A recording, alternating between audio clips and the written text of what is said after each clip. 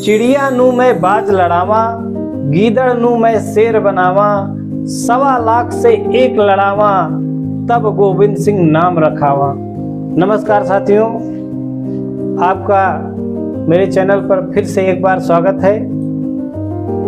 सिख धर्म के 10वें और अंतिम गुरु और खालसा पंथ की स्थापना करने वाले गुरु गोविंद सिंह जी का जन्म पौष मास के शुक्ल पक्ष के सप्तमी दिवस को 22 दिसंबर 1666 ईस्वी को बिहार के पटना जिले के नाय गांव नामक ग्राम में हुआ था।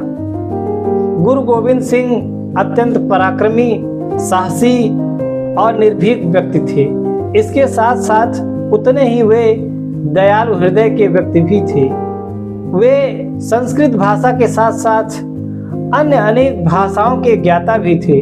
उन्होंने अनेक प्रसिद्ध रचनाएं भी रची थी। उनके द्वारा रचित उनकी आत्मकथा, जिसे हम विचित्र नाटक के नाम से जानते हैं, इस आत्मकथा के द्वारा ही, इस आत्मकथा के माध्यम से ही उनके बारे में, उनकी जीवन गाथा के बारे में हमको पूरी जानकारी प्राप्त होती है। गुरु गोविंद सिंह जी इतने ज्यादा साहित्य प्रेमी थे कि उनके दरबार में 52 विख्यात कवि आश्रय पाते थे और वे 52 व्यक्ति अनेक प्रसिद्ध रचनाएं की थी। गुरु गोविंद सिंह अपने बलिदान के लिए भी जाने जाते हैं। बलिदानी परंपरा में वे इतने आगे थे कि उन्होंने अपने 4 पुत्रों का बलिदान भी कर दिया था। इसीलिए उन्हें संसब दानी कहा जाता है, अर्थात अपने पूरा कुल का दान करने वाले, सर्वस्व दान करने वाले उनको कहा जाता है। इस संसब दानी कहे जाने वाले गुरु गोविंद सिंह जी की गाथा अत्यंत रोमांचक और पराक्रम से भरी हुई है। साथियों, वीडियो को स्किप करके मत देखिएगा, नहीं बहुत सारी बातें आपको समझ में नहीं आएंगी, आप पीछे छूट जाएंगे। और आपसे मैं ये भी निवेदन करता हूँ कि अगर आप चैनल पर नए हैं तो चैनल को सब्सक्राइब अवश्य कर लीजिए और लाइक करिए, कमेंट करिए और अपने दोस्तों के साथ शेयर जरूर करें। बात है 1704 ईस्वी की। औरंगजेब के साथ उनका एक भयानक युद्ध हुआ था जिसका नाम है चमकौर की लड़ाई। चमकौर की लड़ाई में औरंगजेब ने गुरु गोविंद सिंह जी को चेतावनी दिया था और गुरु गोविंद सिंह जी ने अपनी खालसा सेना को लेकर के चमकौर की लड़ाई में, जो पंजाब प्रांत में पड़ता है, चमकौर की लड़ाई में मुगलों के दांत खट्टे कर दिए थे। लेकिन एक बहुत बड़ी दुर्घटना हुई कि औरंगजेब ने उनके 2 युवा पुत्रों को बंदी बना लिया था और जिसे बाद में जिंदा ही दीवार में चिनवा दिया था। साथियों, गुरु गोविंद सिंह के बारे में जितना भी कहा जाए कम है। गुरु गोविंद सिंह जी ने अपनी आत्मकथा के साथ साथ अनेक ग्रंथों की रचना किया था, जैसे चंडी दरबार। उनका एक पत्र बहुत प्रसिद्ध है जिसको जफरनामा कहा जाता है।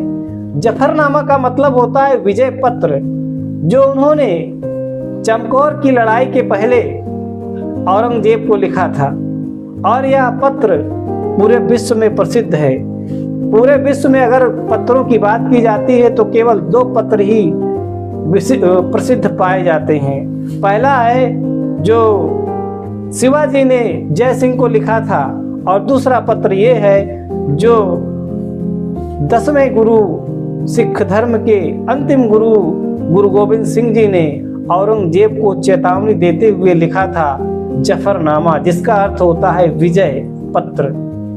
साथियों, इसी संघर्ष के साथ साथ उन्होंने अपना सर्वस्व दान कर लिए और अन्याय को दूर करने के लिए, पाप से लड़ने के लिए, पाप को खत्म करने के लिए, धर्म की रक्षा करने के लिए उन्होंने मुगलों से 14 बार लड़ाइयां लड़ी और लड़ते लड़ते अपने पराक्रम से वे मुगलों को हमेशा परेशान करते रहे। इसी संघर्ष के साथ साथ महाराष्ट्र के नांदेड़ नामक ग्राम में 3 पठानों ने 7 अक्टूबर 1708 ईस्वी को उनको धोखे से मार दिया और वे दिव्य ज्योत में विलीन हो गए। अपने साथ साथ उन्होंने यह कहा कि आज से ही यह जो गुरु की परंपरा है वो जो है खत्म मानी जाएगी और मेरे बाद गुरु ग्रंथ साहब ही गुरु माना जाएगा और उसकी वाणी ही गुरु वाणी मानी जाएगी। और तब से गुरु पंथ की समाप्ति हो गई और गुरु ग्रंथ साहिब ही गुरु माना जाने लगा और गुरुवाणी के द्वारा ही पूरा सिख धर्म चलने लगा।